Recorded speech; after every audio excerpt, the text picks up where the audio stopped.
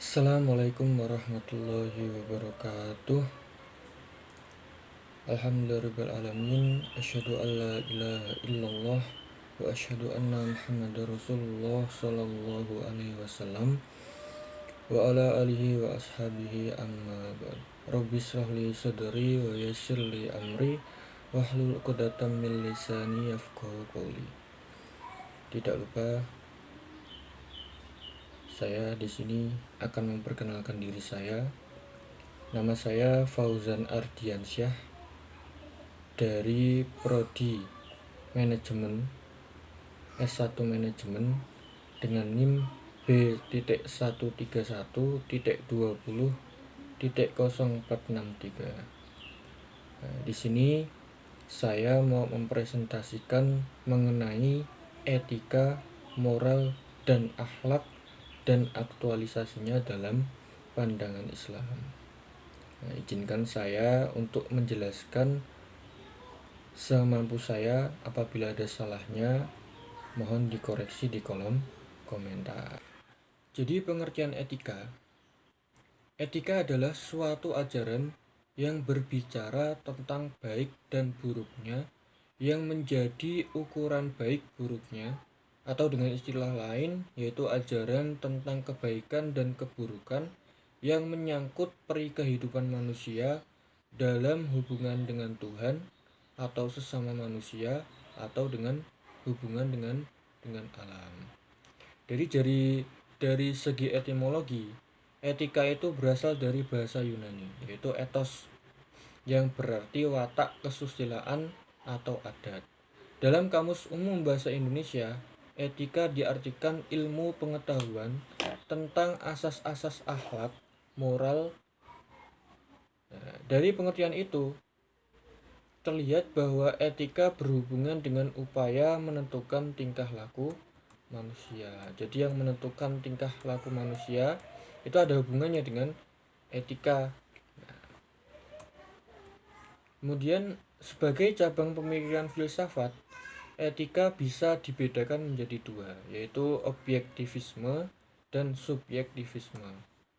Adapun objektivisme itu berpandangan bahwa nilai kebaikan suatu tindakan bersifat objektif, terletak pada substansi tindakan itu sendiri. Faham ini melahirkan apa yang disebut faham rasionalisme dalam etika. Kemudian subjektivisme yaitu berpandangan bahwa suatu tindakan disebut baik manakala sejalan dengan kehendak atau pertimbangan subjek tertentu. Nah, kalau subjektivisme, kalau di situ tindakannya itu sejalan dengan kehendak atau pertimbangan subjek tertentu, maka itu termasuk subjektivisme. Kemudian macam-macam etika, yaitu ada etika deskriptif, ada etika normatif.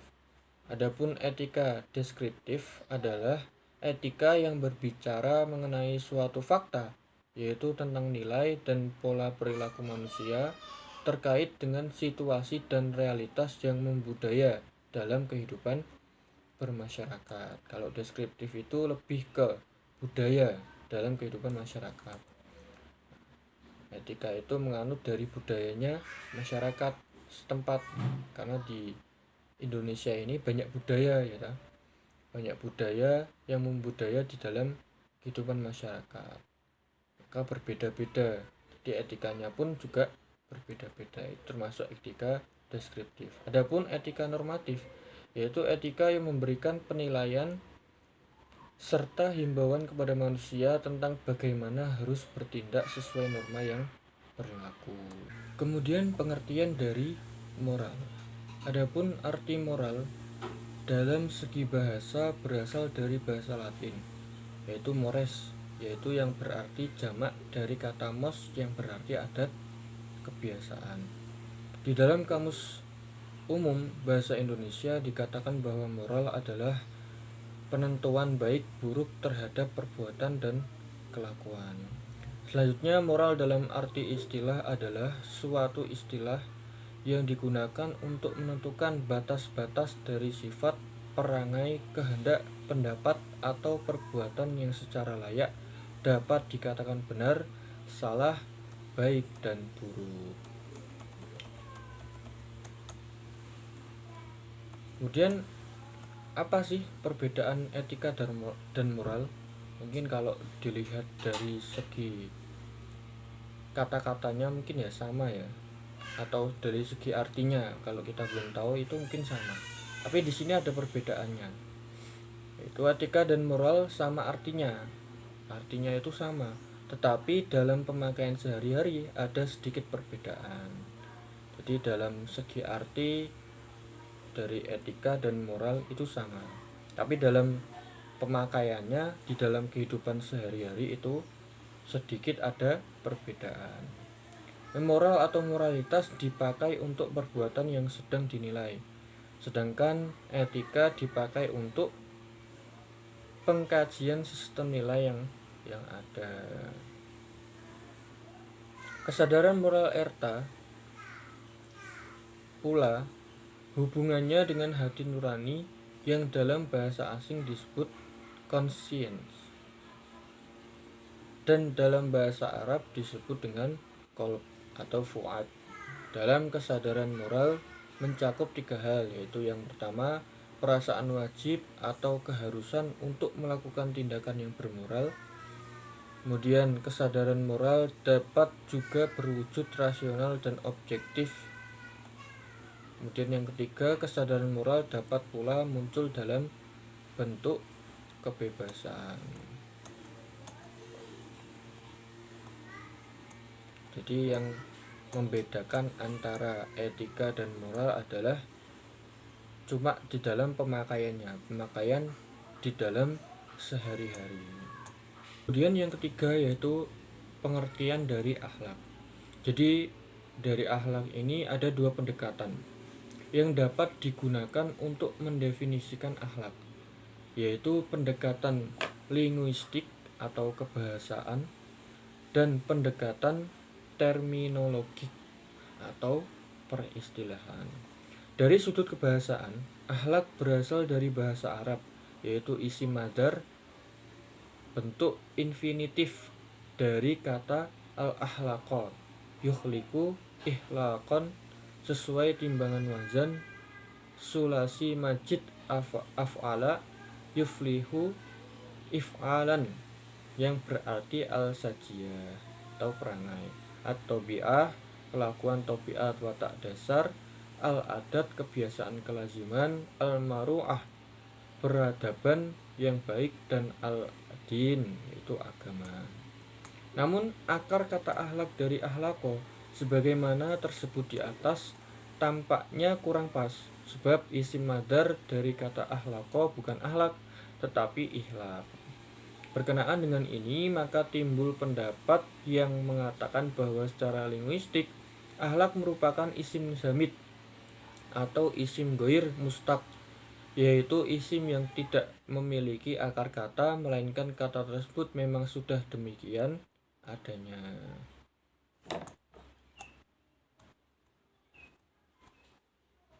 Untuk menjelaskan pengertian akhlak dari segi istilah, kita dapat merujuk kepada berbagai pendapat para pakar di bidang ini, itu di Ibnu Miskawiyah, yang selanjutnya dikenal dengan pakar bidang akhlak terkemuka dan terdahulu.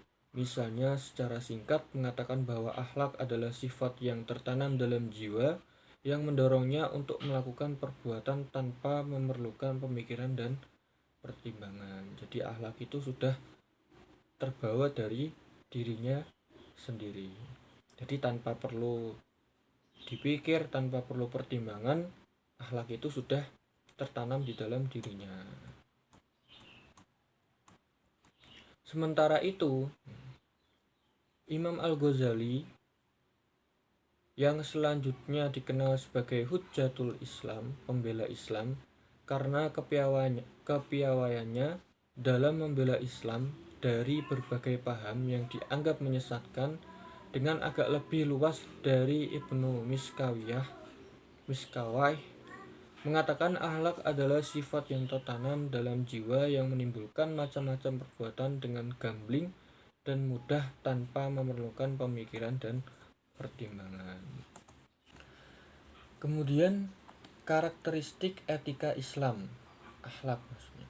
Akhlak merupakan ilmu yang menentukan batas antara baik dan buruk, terpuji atau tercela, menyangkut perilaku manusia yang meliputi perkataan, pikiran, dan perbuatan manusia lahir dan batin.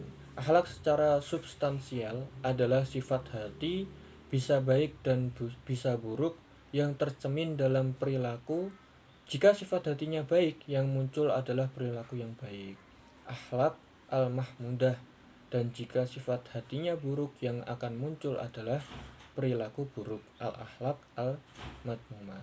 Jadi kalau penilaian akhlak itu ketika tingkah lakunya itu buruk atau jelek, berarti hatinya itu emang sudah buruk, termasuk al-akhlak al-madmumah.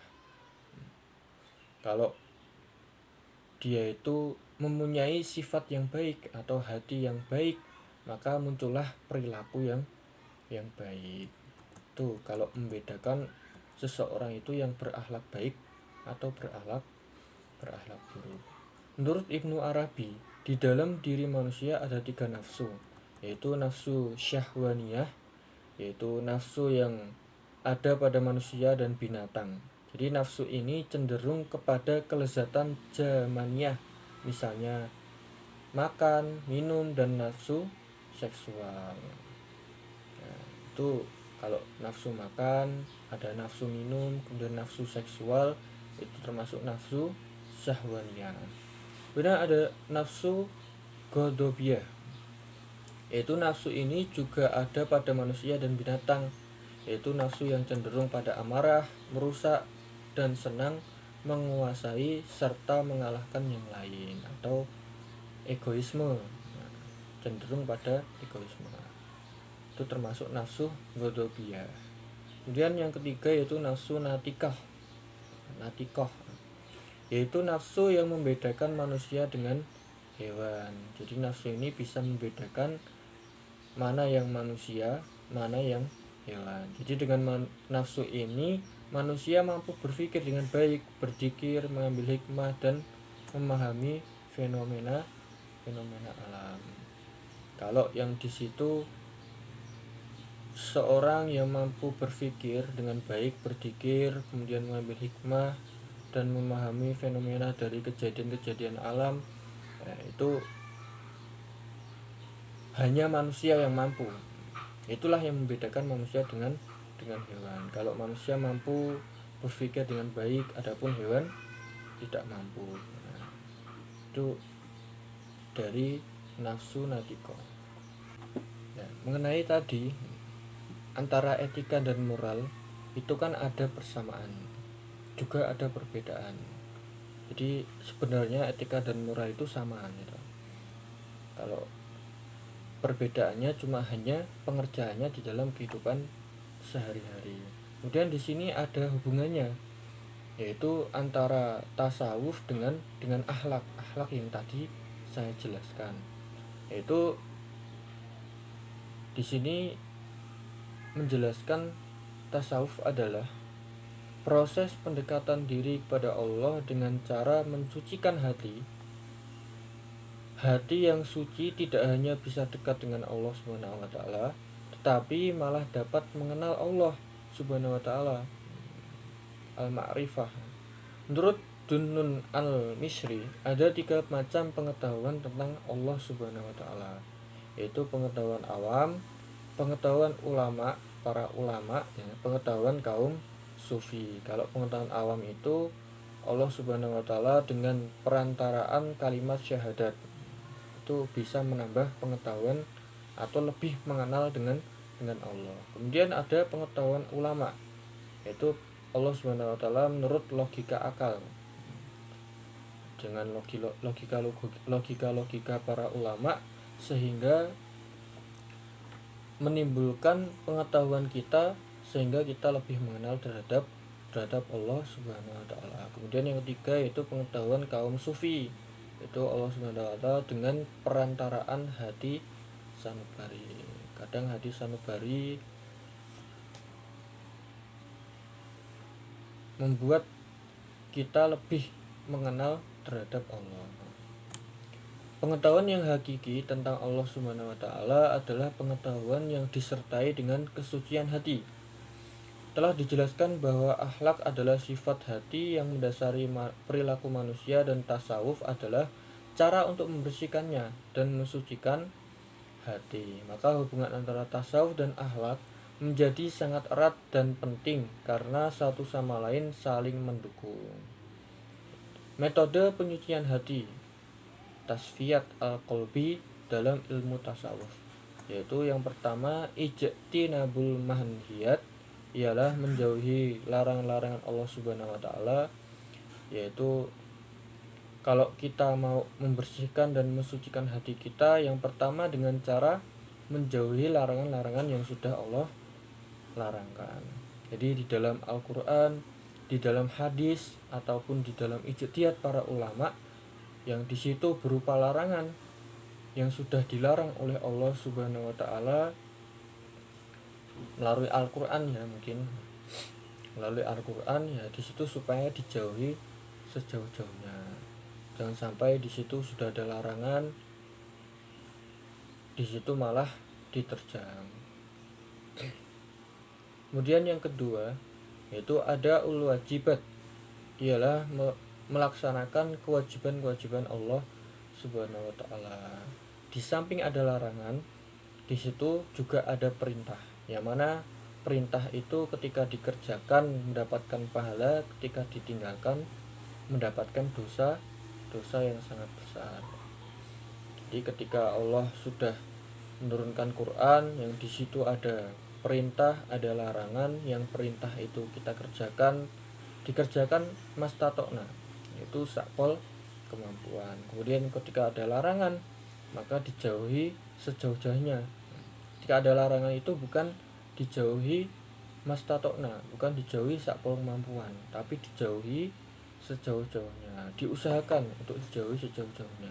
Walaupun emang keadaannya sulit untuk menjauhinya, tapi supaya berusaha untuk menjauhi larangan yang sudah dilarang oleh Allah. Dan kewajiban itu supaya dikerjakan sakpol kemampuannya, mastatokna. Yang ketiga yaitu ada unnafilat, ialah melaksanakan hal-hal yang disunahkan Allah Subhanahu wa taala. Jadi dengan kita melaksanakan hal-hal yang sudah disunahkan, itu akan bisa membersihkan hati-hati yang kotor atau mensucikan hati kita yang sudah kotor. Jadi dengan seringnya kita ingat pada Allah, dengan seringnya kita ibadah pada Allah, melaksanakan perintah, menjauhi larangan, kemudian melaksanakan apa-apa yang sudah disunahkan, walaupun itu sunnah tapi dikerjakan, itu bisa membersihkan dan mensucikan hati kita.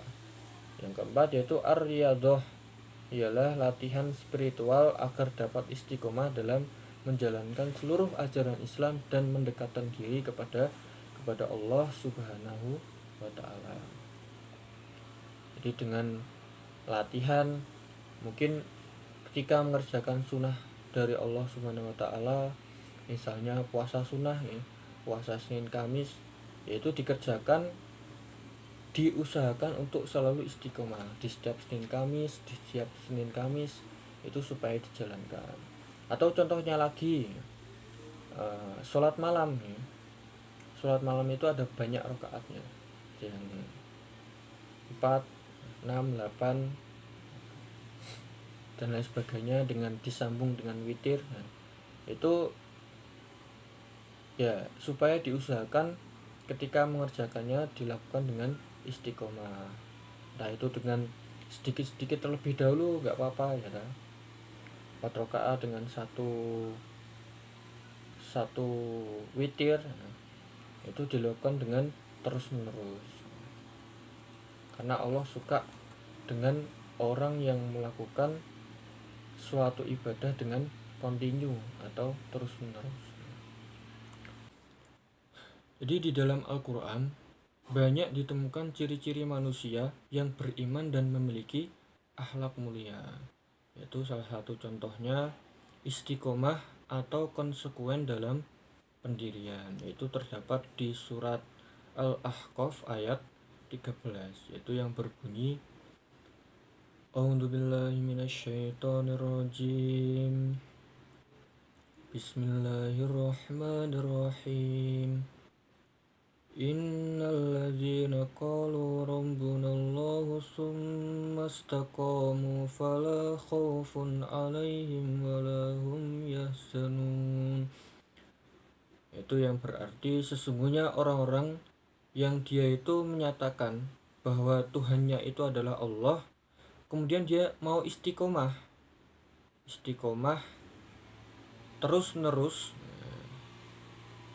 ibadah pada Allah, maka untuknya tidak ada kekhawatiran dan tidak akan susah. Maksudnya di dalam kehidupan dunia, ketika dia mau istiqomah di dalam ibadah pada Allah, maka dia tidak akan takut dan tidak akan susah.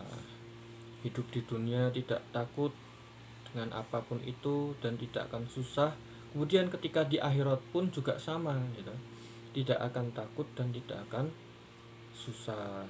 Karena orang yang istiqomah di dalam jalannya Allah itu pasti akan masuk ke dalam surga. Maka ketika masuk dalam surga tidak ada yang takut dan tidak ada yang susah. Bahkan di dalam surga itu mereka akan selalu bersenang-senang. Kemudian contohnya lagi yaitu suka berbuat kebaikan.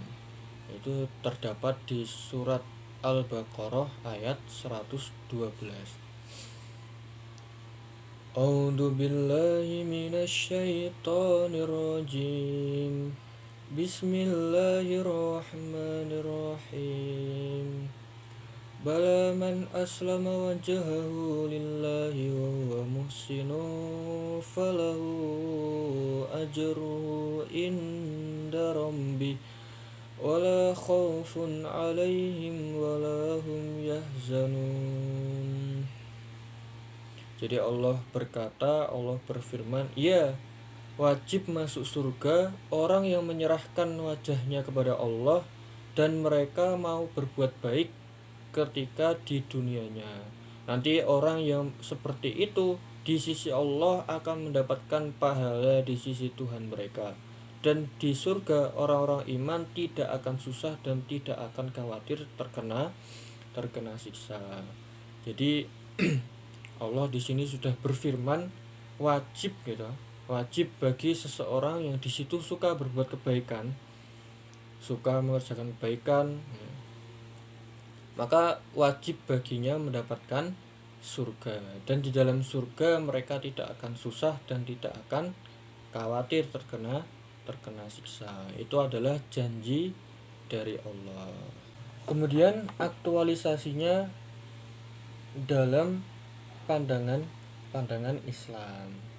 Islam itu merupakan agama yang santun karena dalam Islam sangat menjunjung tinggi pentingnya berakhlak.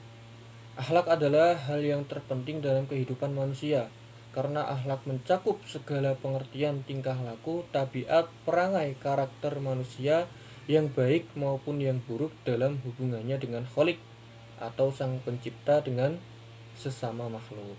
Aktualisasinya akhlak adalah bagaimana seseorang mengimplementasikan iman dan yang dimilikinya dan mengaplikasikan seluruh ajaran Islam ke dalam tingkah laku sehari-hari.